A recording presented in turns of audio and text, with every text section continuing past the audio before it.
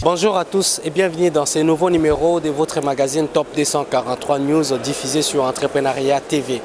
Pour ce vendredi 13 novembre 2020, nous sommes plus précisément à la Chambre haute du Parlement où le ministre Eustache Mwanzi des hydroélectriques qui est en train maintenant de répondre aux préoccupations des sénateurs. Une question orale avec débat émise par le sénateur Hippolyte Mutombo. Vous allez suivre sa réponse et puis on va revenir sur la conclusion, comment l'auteur de la question orale a donné sa position. Suivez. La population peut se calmer, on ne doit pas suivre une certaine presse d'il y a peu. Pas d'inquiétude possible, l'eau continuera à couler à flot.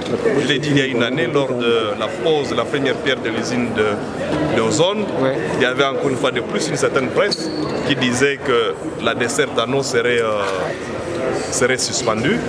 Une année, point question, son Excellence le Premier ministre nous a réunis, le DG de la Régie des eaux et le ministre du Budget pour résoudre ce problème. C'est vrai que la Régie des eaux, tout autant que la SNEL, ont quelques difficultés de production d'énergie et d'eau.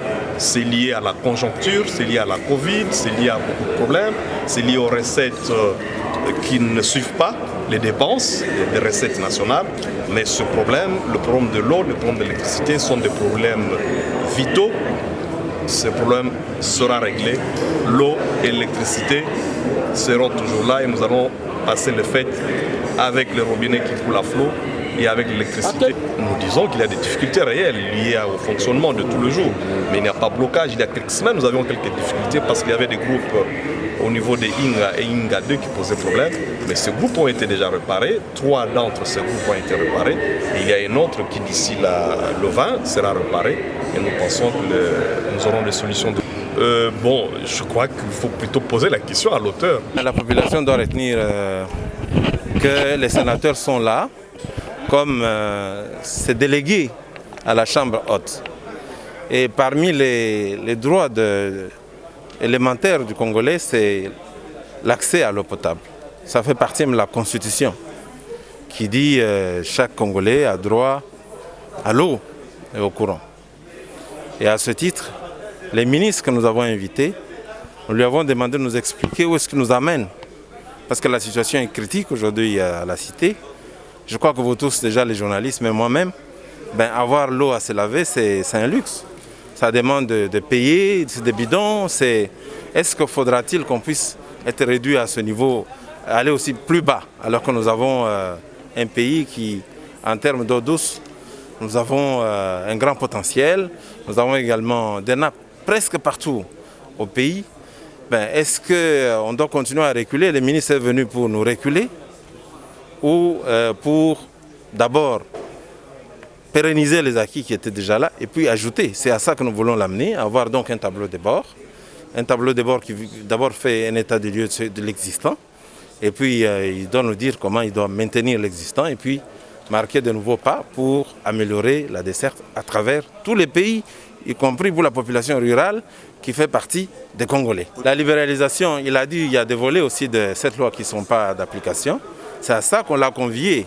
On l'a convié à pouvoir mettre tout en œuvre pour que cette loi soit réellement d'application et qu'il y ait cette compétitivité parce qu'il l'a dit aussi qu'en termes d'électrification, cette libéralisation a déjà apporté certains fruits, comme notamment dans le Sud Kivu, comme à Lualaba, il a dit. Mais si la loi est intégralement appliquée, on peut s'attendre demain à cette émulation, à cette concurrence qui finalement va permettre à la Régie des eaux et la SNEL, qui autrefois avait le monopole, de pouvoir ouvrir le terrain. Le terrain est déjà ouvert d'ailleurs par l'État, de pouvoir améliorer leur qualité de service pour être compétitif et au service de notre population. Nous ne sommes pas satisfaits de sa réponse et c'est pour ça que nous avons dit que nous allons transformer la question en interpellation et envisager plus tard des enquêtes de terrain.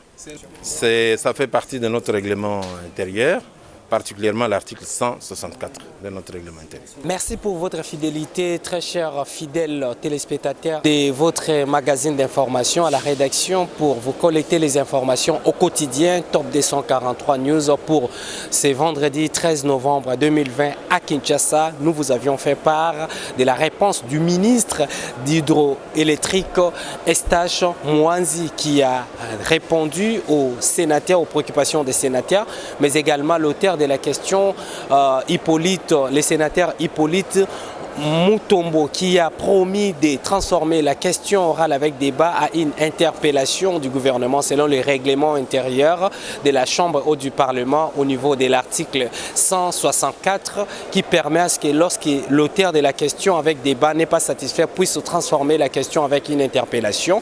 Il a donné son point de vue dans ces nouveaux numéros. Restez connectés, mais avant de nous quitter, abonnez-vous massivement sur notre chaîne YouTube Entrepreneuriat TV, mais également partagez nos liens avec vos proches.